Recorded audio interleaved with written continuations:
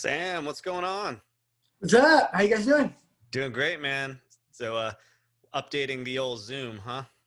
Yeah, my Yeah. bad. I It ha- keep going like in the studio in the garage and then putting one together here. So I have like the iPad, my phone, Totally. the No, desktop, and like no, one of them is always going cattywampus. So I apologize about that. no worries at all. No worries at all. I was just hanging out. That happens to me all the time. Get on a new device and I'm like, Dude, oh, crazy. yeah. Hey, turn this up. Dude, Nah, so where are you at right now? I'm in my house in Campbell, California. Oh, nice. Okay. Where you at? So, I'm in Los Angeles right now. Okay. Sunny Hot day. Yeah, it is hot. It is hot. So thanks a lot for joining us. I'm stoked to hear the story of Get Dead because it sounds like an interesting one. So why don't you take us just all the way back? You know, like when how'd you get into music?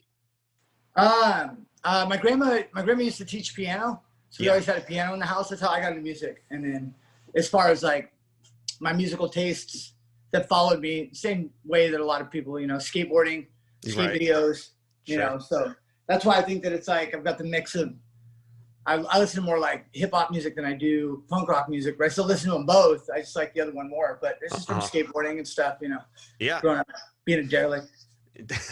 Right. So around what age did you start, so you had piano lessons like a lot of musicians, they start on the piano Mhm. and then you're skateboarding. So you're hearing like rad music in videos and maybe, playing it while you're skating. But was there a point, did you grab a guitar at some point? Like how old were you when you actually maybe picked up the microphone or a guitar or something like that? Well, I mean, when I was a little kid, my grandma used to like up in Mendocino, she'd like put me in, the town plays and stuff. They dressed me up like Oscar the Grouch once, and I had to pop out a trash can and sing "I Love Trash," and my grandma filmed it.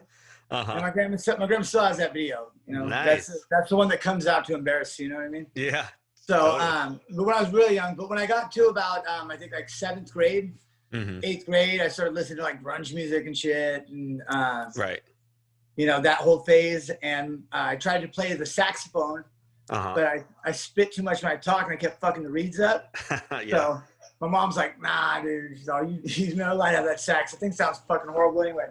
So she got me a bass. She got me like a Fender bass and a PB amp, like that. We rented them both from this place called Music Tree in San Martin, and that's when I first started like playing and like writing songs and stuff. So I just kept doing it, Yeah, that's a good kind of low commitment way of doing it. So you rented it first, huh? Oh, I thought he was just talking about playing the bass. I was like, yeah, that's pretty good. You're like F Yeah. you.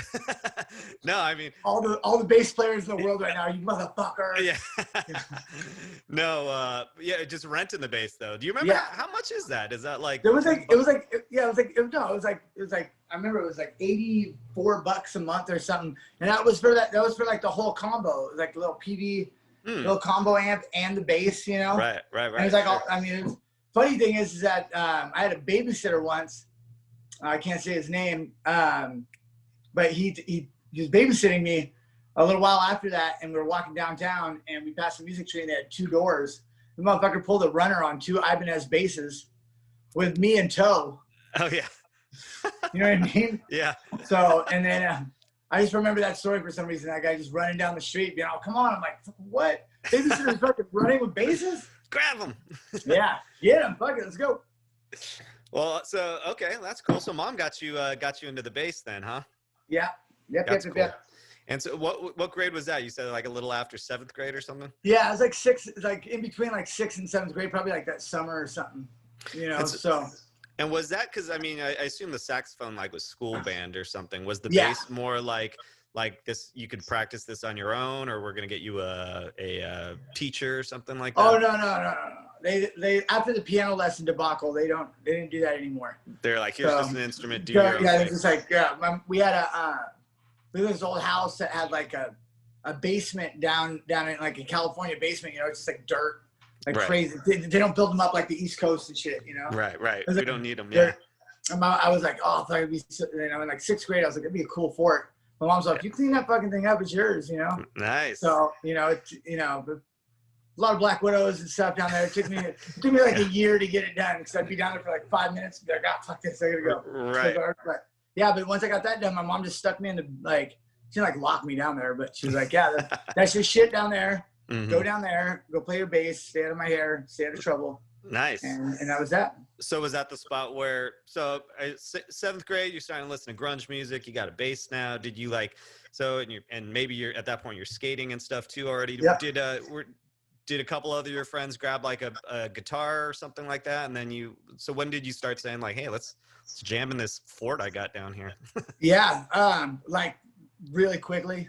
Yeah. There was like, I like calling some neighbor kids into like renting their own shit. I'm like, you're going to be the bass player. You're going to be the guitar. Nice. Kid, Damien was my homie. He was like super good guitar player for our age back then. And our friend Ryan and Damien was, you know, he thought he was Kurt Cobain or something, dude. He was pretty bad one time. We smoked some weed. We smoked some weed at band practice, and like somebody put on a strobe light, and he thought we were the devil. He called his mom and like wanted to go to the hospital, and like he blew the whole spot up. You know no. Yeah. Like, yeah, they're like, we're gonna put a little security camera down here in the basement now and watch you guys. Yeah. No, that was the beauty part of that. You know, the early 90s was like there were no security cameras. Like, you still get away with shit, you know? I know. Not everyone had a phone. Not everyone had a camera on their phone, you know. Not everybody had a phone. Like you had like the house phone.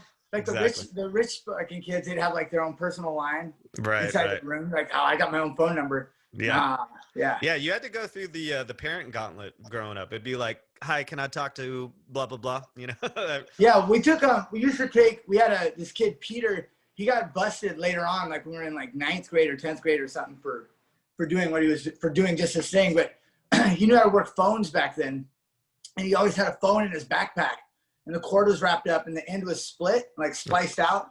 It was like the blue, red, yellow, green 4 cords. Yeah. And wherever we were skating, he could go to like the back of the place and pop the little phone box, and he'd put it in there, and we could sit there and call it. And like if the people would kick us out and be assholes, he would plug into their phones and call 1-900 numbers on the business and just be like, oh yeah, just talk dirty to me, and just put the phone down, skate for like 20 minutes, come back and be like, oh, keep going.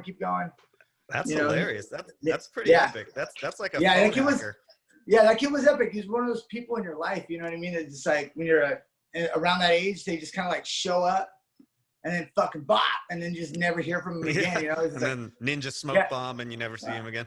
Well, you hear later on in life that he's like probably federal prison for doing some stupid shit. So yeah, it reminds me of that kid from Terminator 2 who like plugs in the thing into the ATM and then he gets all the money for the arcade. I guarantee that's where that motherfucker got that. Yeah. You know, I gotta do that somehow. Yeah. So you got a spot, you got a bass, you got your neighbors and your friends jamming. So where did it go from that? What, you know, I assume you guys start, you know, saying, all right, this is our band name. Let's like try to do some house parties or shows. How did that progress? I moved down to Hollister, California when we moved out of San Martin, and I met some other guys down there that were making music, and it was like I don't know, it was almost like a Sublime-ish band or something. You know, we were like 13, 14. That's what we did. We started playing local house parties, like out in the country at the sticks in like a barn and stuff, and just, you know, kegers and shit. Yeah. And then somebody's, you know, older sister was going to Isla Vista, you know, and so we got asked to play a house party down there on that like strip where like the cliff is, you know, or nice. Like, back then you just like got like you had your cup upside down. I don't know if it's still like that. You know. Yeah. That's Santa Barbara, right? Yeah, Santa Barbara. Yeah. So for those who don't know, that's like a huge party street in Santa Barbara, just right next to the college there. Yes, it is. And I think we were like, I don't know, we were young, you know, like 15 or something. Nice. And we were psyched to be there. And some girl tried to take me home. My best friend runs down the street, and apparently she was hideous. And like, he runs down the street, and he turns me around, and he hits me. You know, like, what are you doing, dude? So you're not going with this fucking crazy chick. Like, right? You got to go back to Hollister tonight. Nah, I'm out of here. You know, he's all right, idiot. Wake up in the morning, you know, and just like that, like you open one eye, like, oh fuck, it's real, you know. And it was a very I don't know how nice way to say it. Just should have had the face of a mackerel, son. So, yeah. And, well, you know, it comes. You know, you had a wild night. You know, so that's. It was good. It was so wild. In fact, I got my first trip to Planned Parenthood with chlamydia. Oh no, Isla Vista. This will be their infomercial. Hey, Isla Vista. That's you. Yeah. So you got some luck. You had some bad luck and some bad luck, but you had your first taste of some rock and roll, and then what happened after that? Then we were in Hollister for a minute, and some shit went down there where I had to leave, so I left town and I went up to Santa Rosa, and I lived up in Santa Rosa for like 5 years, and I skated for a skate shop up there called Brotherhood Skateboards. Nice. And just like met like-minded skaters, and this dude DJ Aspect and Adam Thies from Jazz Mafia and stuff. Now I forget what his band's name was in, but it was a big ska punk band up in Sonoma County. And we just all started making hip-hop stuff together, and we just had like this little crew that made stuff, and we were playing, you know, we started playing in, you know, Santa Rosa, then Petaluma, then we were in San Francisco 1 night a week, 3 nights a week, playing at like, you know, Bruno's and these like weird little cutty jazz bars before they got fucked up. And and I was just doing hip hop, man. And me and this kid Dublin, we did a tour across the US to Chicago. We fucking opened up for like the Black Eyed Peas and shit. Awesome. We did some weird stuff. And that's a hell of a gig. Yeah, man. I don't think even Fergie was with them. That was back when they were like semi-decent, before they went just straight ape shit. They were cool. I mean, they were really cool when they first came out. Not to say, like, you know, they're just different now. You know, they're pop now. They were like underground hip hop kind of style before. Yeah, they decided to make money is what they did. Sure, exactly. I was just doing that today. I was over at my friend Chris's house. He got 2 little daughters. One's 4, one's 2. Yeah. And they're watching like this Snoop Dogg Katy Perry video, like the old one or something. And I'm just like, you just start watching it, and it's just like, oh, it's so overtly like over the top pop and sexual and shit. Right. It's almost like if you smoke too much weed, you're like, they make this shit for children. Yeah. Because you look over at the kids and they're just like hypnotized by all the fucking like that big ice cream cones and like. Right. Exactly. Like, it's all like kids stuff, like candy and ice cream cones and. Yeah. I mean, it's all innuendo. I get it, but it's like, you know, it's just weird. Like that pop music, how much cheesy shit you got to put into it to make, you know. Totally. Yeah. Maybe we'll try to talk cheesy. Yeah, that sounds like Katy Perry. 101? California Girl. I think that's the one with Snoop Dogg in it, or California Girls, or something like that. Yeah, maybe she's singing about a bikini or something. Yeah, he like rolls some like magic dice at her ass. Yeah. No, I remember that one because actually I think one of the Beach Boys sued. Yeah, for more reasons than one. But I think one of the Beach Boys sued her for that song because Snoop Dogg actually kind of he does a wink and a nod to the Beach Boys, and he goes, I really do wish they all were California girls. And then but that's a California Girl line from the Beach Boys song. So damn, they got taken. They wanted a piece, I guess. Yeah. Yeah, Snoop Dogg was probably like, fuck that, dude. I'm a Long Beach Crip. Fuck you. Yeah. Beach Boy. I'm real California.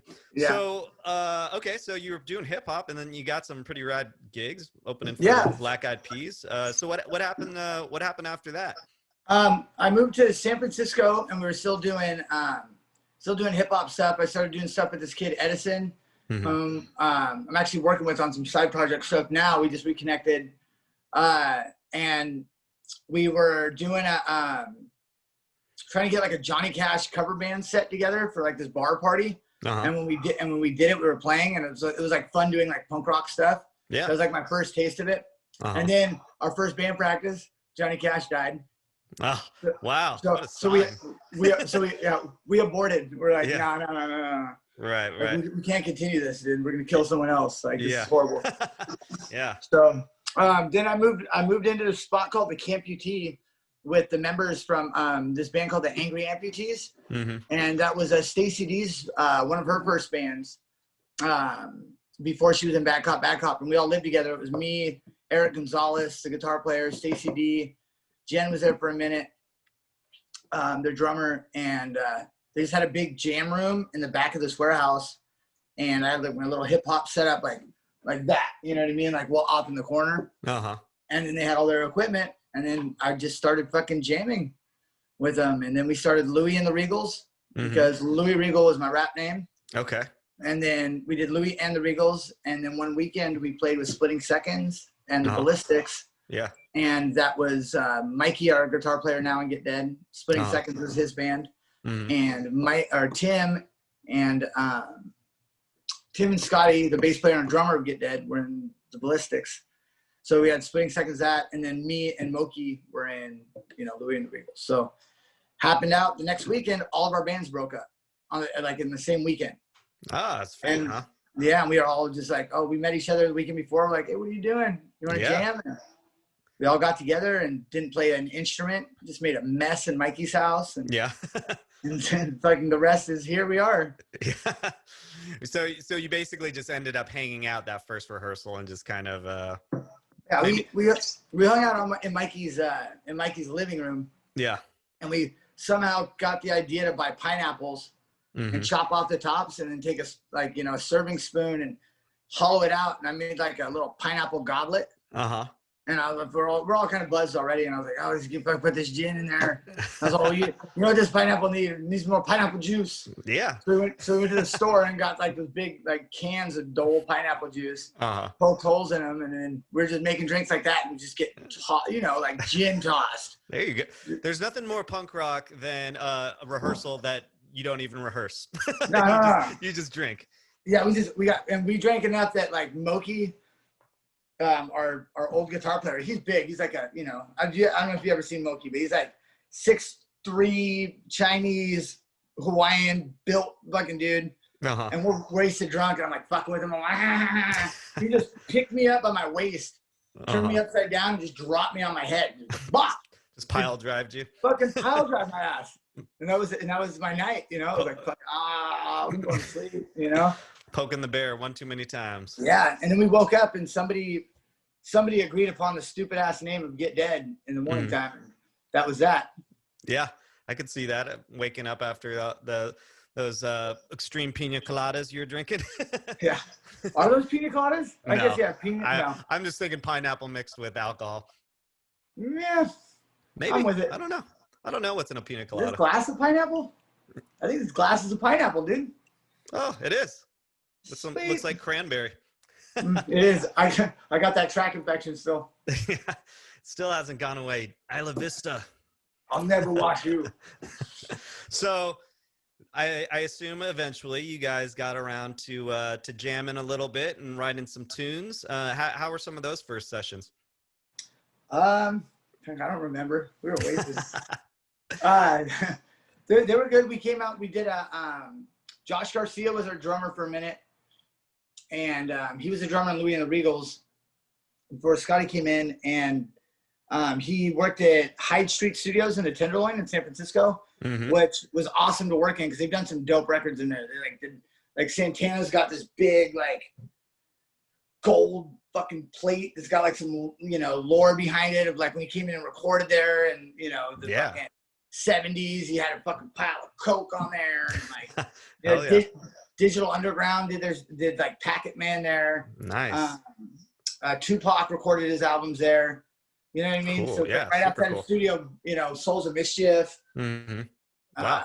There was some history there. But he worked there, so we got free studio time. Perfect. And we made a little 4-song, I think it was a 4-song EP called Forged in the Furnace of Rad. And it was just like a little hardcore-esque fucking little burner. We recorded it in 2 days. And then the next one, he had to get money from us because we spent too much time. So we had to pay for it. So this time we were like, fuck it, we'll just do it acoustic. Yeah. Because like less shit you got to plug in and less time. Which was, in hindsight, sucks because still to this day, people like on our flyers and stuff, for some reason, I don't know if it's like our fault. I'm starting to feel like it is. Yeah. Maybe something is, there's a snafu in the fucking marketing department. Yeah. Because like it says folk acoustic punk. You know what I mean? So they think that we're coming to like play this album that like we made as almost like a lightweight joke. you know, and like they think like towards the beginning when we got signed on Fat, they thought this acoustic band was coming and it was gonna be right here, and we start pulling out fucking stacks and you're like, all right, what's that? But that's funny you mentioned that because yeah, I mean even in your bio on Spotify it says, you know, it does mention, you know, the punk rock element, but then it also says kind of the Irish folk element as well. Yeah, Irish folk element. Did you get that? Yeah. You hear that? You know, I feel okay. Here's the deal. Anybody watching this? Yeah. I feel I need outside help because I feel that all my friends, my family, they got this joke. You know what I mean? And I've got this horrible speech impediment that nobody's telling me about, and I'll tell you why. Okay. What do you hear when I say this? Okay. My name is Sam. My name is Sam. Okay. Perfect. Every customer service person I get on the telephone, every cashier at a, you know, even a Safeway when it's like written there, they'll fuck it up and they say Seth. What? And like Seth, and I've had friends like in the car. The other day, someone said the same thing. What? And then 2 days later, it happened in the car. I was like on speakerphone with Geico. Happens. So you see what I'm fucking talking about? So I feel that there's this joke that I've got this speech impediment. You guys, I think you're in on the joke now because you said that you sent me. Yeah. And also, I have a thick Irish accent. Okay. You know, and I like to sing songs about caravans and horses. Yeah, yeah. So how did you get connected with Fat Records? Like, was there a show going on, or did you run into somebody? You have mutual friends? How did that happen? Yeah, it was like mutual friends. Are that same guy, Josh Garcia, that worked at Hyde Street Studios. Mm-hmm. He's known the people in Fat pretty well, and he got a job working at Motor Studios as a sound engineer. Okay. And then later, Jeremy, our old guitar player, he was in there going on his internship for whatever fucking, I don't know what the school's name is or whatever, you know, the big Full Sail. Right? Okay. Oh, Full Sail. Yeah, Full Sail, yeah. So they were in there, they got this big screen to calibrate the board. And then when they calibrated the board, they needed to, you know, link it up. And so he was using this one's for Johnny, our video. Fat Mike had walked in. I was like, oh shit, what's this? And Josh was like, oh, there's like this thing that had popped off a couple weeks before that was a big stir up in like the club scene down there because we fought some bouncers. Oh yeah. And everyone was pissed. The fucking promoter sent a letter to every club in the city. Oh, these guys, the fucking bouncers were hitting fucking patrons. You know what I mean? And not breaking up a fight. They were fucking probably half drunk bouncers, and they started hitting on kids. So he said, fuck that. Yeah. Hit one of them with a bar stool. And then I had some fucking San Jose friends, and there was a melee. You know what I mean? And that was that. And, you know, people got their feelings hurt. Now fucking we're getting blackballed. But you got some punk rock credentials, I guess. that added to your resume. Yeah. Check. So the promoter that did it happened to, like, not get along with Fat Mike so much. So Fat Mike was psyched on the story, and he was like, oh, these are the guys? I really like this music. Let's meet them. And then the next night, we met him at a bar in Noy Valley. And the night before we met him, I got into a scuffle in San Jose, and I had this fucking horrible black eye. Yeah. Back, you know, and he's like, oh, fuck. He's like, you must be the singer. He's like, you did it again? Yeah. He's like, okay, then at least you're on brand. Yeah. You know, so, and then he signed us right there in the bar. Like we had he bought us a couple rounds of beers and some shots, and we just talked about like what we wanted to do with music. And, you know, we've always come into it, like for one, punk rock, this is like a second home for me. You know what I mean? Sure, like I always feel like I'm a visitor here. Yeah. So yeah. Cause you love hip hop too. Yeah. Yeah, so it's like since I've gotten into it, I've always tried to like listen to the older heads, more established heads of like how to move it, you know, because if you don't want to make something that's like this crazy hybrid hip hop shit, and then you got a Limp Bizkit 2 on your hands, right, and it's just like, you know, and and what's even more scary is that shit might blow up, right, you know what I mean? And now you're fucking sitting there at a fucking Mountain Dew Code Red fucking booth. Right. You know, getting breathed on by the Cheeto monster. So, but, yeah, so we just always stayed open and told Fat Mike, like, you know, if you got ideas you want to try, fucking check it out. You know, we're willing to do shit, but we're also not going to do lame shit. Yeah. So if you don't get offended by us telling you fucking there's no way we're doing that, you know, and vice versa, then we'll have a good thing. And we shook hands, and we've been on Fat Records for like 8 years now. Yeah. Yeah. Well, I mean, Fat and I'm here to tell you, I've made hundreds of dollars. All this time and all that money, but well, that's awesome, you know. So, you know, as they say, the enemy of my enemy is my friend. So sure, by getting in a little scruffle with that bouncer, you guys gained a friend in Fat Mike. Did he listen to your music prior to that meeting? What, you know, did he have an idea of what you guys? I would think he didn't. I mean, I wouldn't have signed us. But, you know. Right. I'm just wondering, because I hope his hatred was just so much. It was like, purely spite. That you guys got spite. Like, he pissed off the whole label. He pissed off fucking everyone else, you know. And like, he's like, "Fuck, I don't care." And then he's so stubborn. He left us on for 8 years until we finally fucking made something semi good, you know. Is that what happened? I don't know. I mean, it's what it feels like. Yeah. Well, I mean, I listen to your guys' stuff. I think it's awesome. I think, you Appreciate know, it. as far as, you know, like I said, it does mention that there's a folk element on your bio, but then it says, you know, you got swinging utters and no effects kind of influence in there too. And, you know, I don't know if that's because of Fat Records or if it's just because you guys like that type of punk rock or both. But it's awesome because I grew up listening to No Effects and I love it. And, you know, so I was bumping your stuff earlier today and I was getting hyped to talk to you.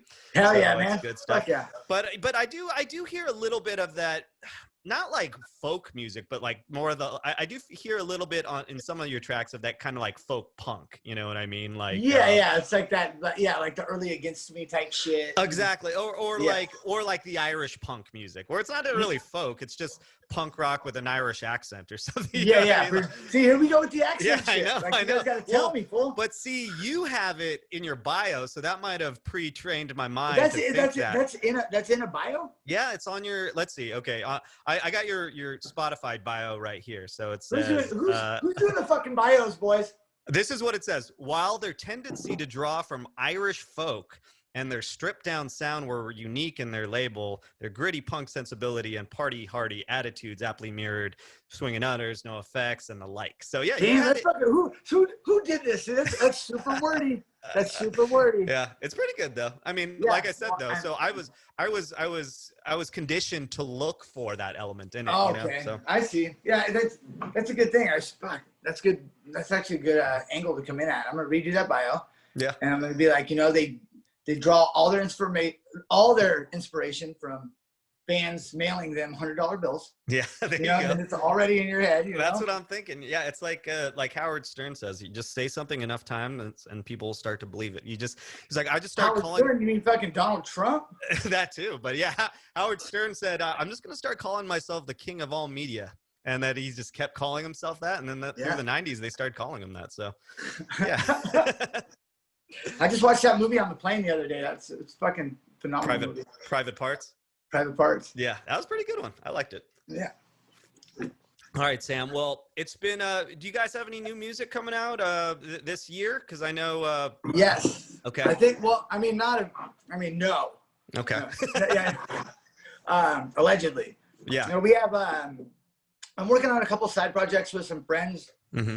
That I'm gonna try to put out. If anything, I'll just put it out on SoundCloud if like Pat doesn't want to do it. But I mean, I've got also a bunch of friends in Europe and stuff that have little small indie labels. I like making like projects with people and then just making little like, you know, little 10-inch EPs and just having them. You know, I've always liked doing that shit.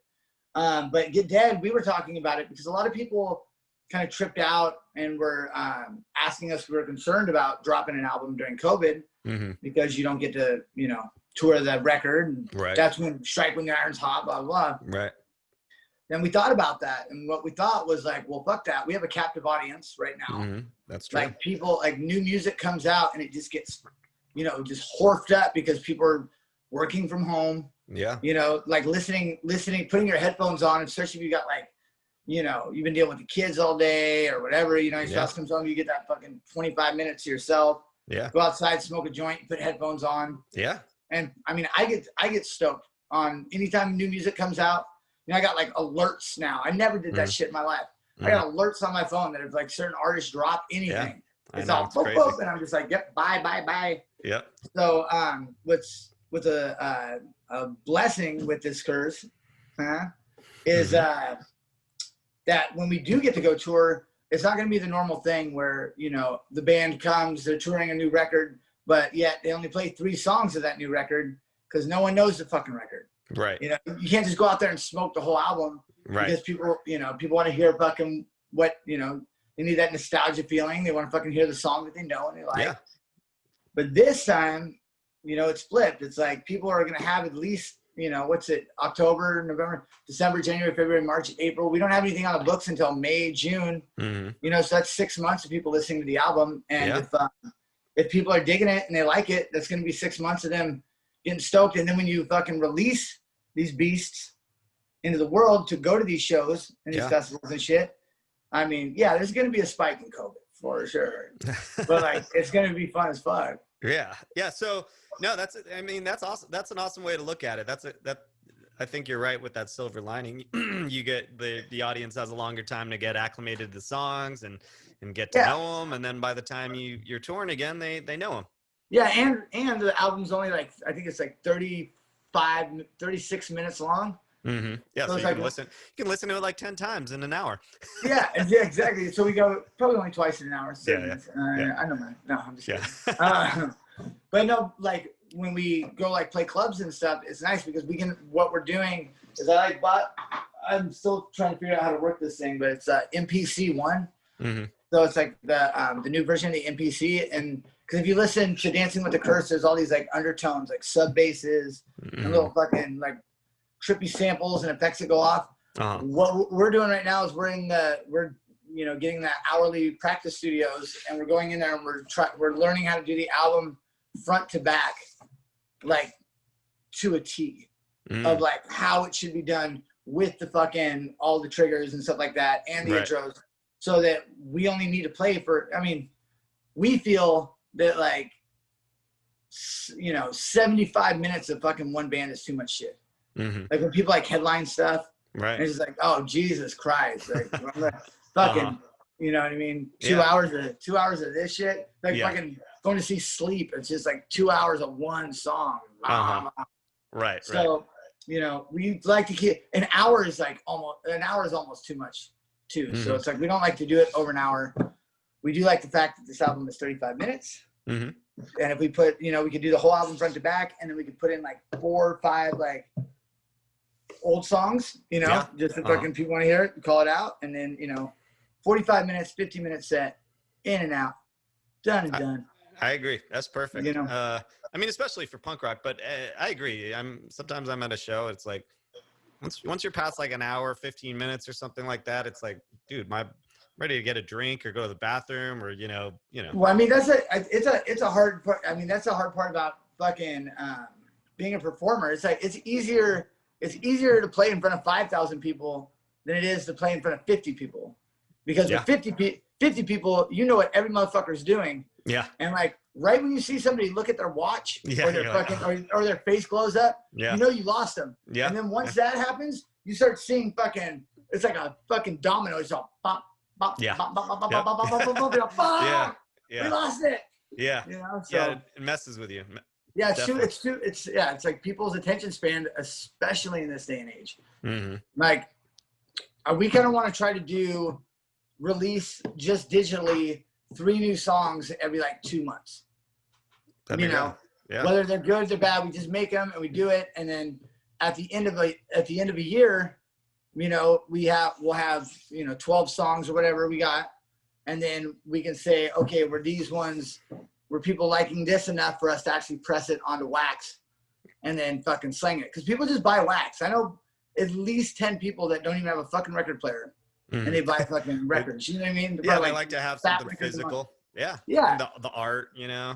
Exactly. Like, I mean, it's something tangible to fucking feel. They don't even open the record. They just hold the fucking record and then fucking, hey Google, play fucking. Yeah, exactly. You know, Iggy and the Stooges. No, well, they're supporting you. They can hang it on the wall. They can frame it. I got some records hanging up, you know, but I do got a record player. But yeah, it's one of the coolest things you can actually still buy from a band. You know, you can get it signed. You know, it's you know, it's like a mini poster.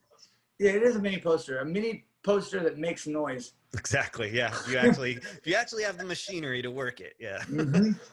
Well, that's awesome. So when it sounds like you're kind of tentative on whether or not you're going to do that. Do you know when we might expect the new tracks? If this year? What is it? It's November.